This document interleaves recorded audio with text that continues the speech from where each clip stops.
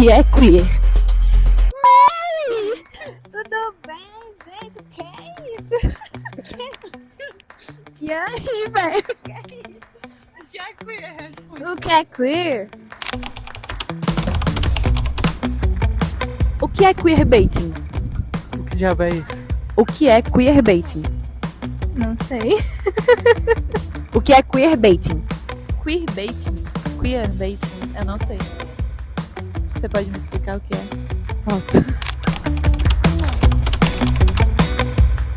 Não, mas aí queer é a pessoa que não aceita rótulos, toda aquela coisa, né? LGBTQIA+, e tal, a comunidade queer é esse pacotão. E aí, o baiting, na tradução do inglês, é tipo isca. Então é isca para queers.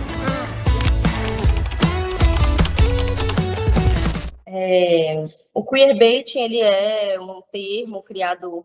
Ele já teve várias particularidades, como é que eu posso dizer isso? O queerbaiting, ele já teve outras definições antes. Mas dessa forma que a gente conhece, surgiu em 2011, dentro do Tumblr, por fãs, e quer dizer essa isca, né, para o público queer. E uma coisa importante é que, por mais que ele tenha esse nome queer, ele é voltado para a comunidade, para questões de sexualidade, né, para pessoas LGBT+, lésbicas, bis, gays, pansexuais, etc. Então, é uma forma de enganchar essa espectatorialidade, criando ganchos, criando essas iscas.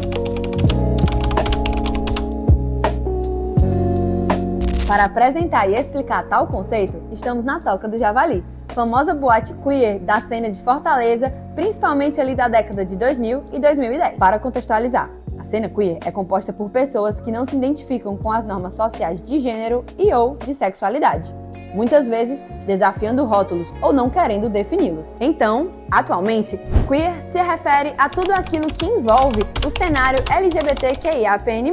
E baiting corresponde à isca. Portanto, em tradução livre, queerbaiting quer dizer isca para queers. A Toca do Javali segue de portas abertas, sendo um dos espaços em que a comunidade não se encontra diminuída ou apagada. É um local de representatividade e de acolhimento. E quando essa aproximação com a comunidade LGBTQIAPN+, é feita de forma superficial, aí entra em cena o tal do queerbaiting. A terminologia queerbaiting é antiga, mas desde 2010 vem sendo utilizada em um produto, por exemplo, um filme, para atrair a comunidade LGBTQIAPN+, porém sem perder o investimento daquela parcela do público conservador.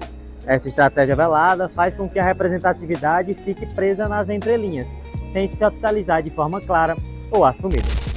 Isso está bem explicado no artigo Elementos Técnicos Constitutivos no filme Mulher Maravilha 1984, Vistas para uma possível interpretação de queerbaiting, escrito pela dupla Enoy Lopes Pontes, doutor em comunicação pela UFBA, e Edson Fernando Dalmonte, professor da mesma instituição e pesquisador do Instituto Nacional de Ciência e Tecnologia em Disputas e Soberanias Informacionais, o NST-DSI. Neste trabalho, analisamos o filme Mulher Maravilha 1984 em comparação com a novela brasileira Mania de Você, a partir do conceito de horizonte de possibilidades, proposto por Robert Joss. A abordagem considera como elementos do cinema, como roteiro, edição e atuação, influenciam as interpretações possíveis de cada cena. Todos esses fatores estão alinhados com o horizonte de perspectivas, conceito que descreve o repertório prévio do público na elaboração de sentidos.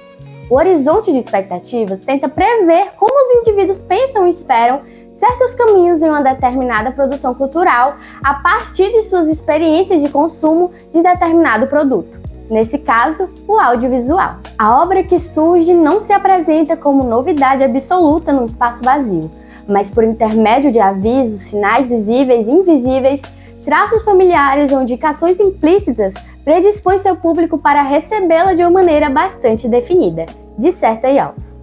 Essa lógica ajuda a nortear as reflexões fílmicas sobre o que se encaixa ou não como técnica de queerbaiting. No filme Mulher Maravilha 1984, a primeira cena entre a personagem Diana, mais conhecida como Mulher Maravilha, e Bárbara é o clássico momento do esbarro do par romântico.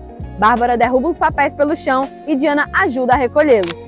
Elas trocam olhares e sorrisos, se apresentam e ali rola uma certa identificação mútua. Indo no raciocínio de Jaws, é comum se pensar que tal cena propõe um subtexto de afeto romântico entre elas. A construção desse acontecimento é o pontapé para uma história de amor. Podemos perceber também o queerbaiting em obras brasileiras. A novela Mania de Você, de 2024, serve de exemplo e, por coincidência, uma das personagens envolvidas também se chama Diana. Fátima está tocando piano para Diana enquanto as duas dividem um cenário de confidência e de admiração. Mais uma vez, o horizonte de expectativas alinha-se com a cena, visto que elas estão a sós em um cômodo de luz baixa, as falas são pausadas e cautelosas, a trilha sonora que começa a tocar é lenta e a câmera faz capturas em planos mais fechados e sensíveis.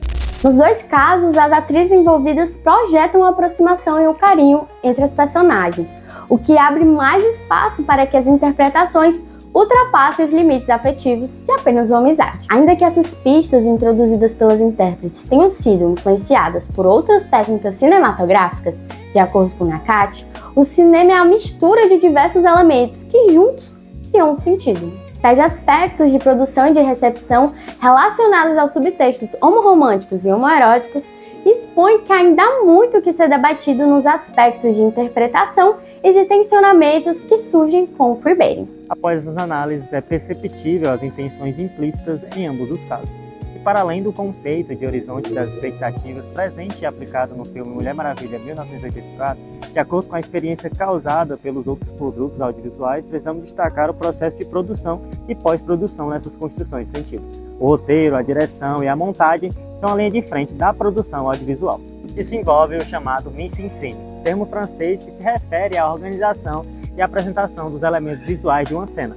Ele é constituído desde o planejamento dos planos, movimentação de câmeras, escolha de direção e fotografia, até a iluminação, trilha sonora, diálogo, figurinos, composições e projeções corporais e técnicas de enquadramento. Portanto, a compreensão e a recepção de uma obra de arte configuram um processo dialógico. Essa dinâmica estabelece uma rede complexa de compreensão de trocas, onde as subjetividades se misturam, transformando o produto em um ponto de encontro entre a criação de obra versus a sua recepção. Uma obra de arte é uma estrutura que qualquer pessoa, inclusive seu autor, pode usar como bem entender, diz o pesquisador Eco, 2015. Você acabou de assistir ao vídeo Subtextos Homoafetivos e Queerbaiting no cinema e na televisão, uma produção de Rafael Feliciano, Mariana Correia e Carolina Mati, para o Instituto Nacional de Ciência e Tecnologia em Disputas e Soberanias Informacionais, o INCT-DSI, com apoio da FUNCAP e do CNPq. Essa produção também faz parte do projeto de extensão da UFC Divulgação Científica através de plataformas online. Agradecemos pela atenção e caso tenha gostado, curte, compartilhe, comente e até a próxima.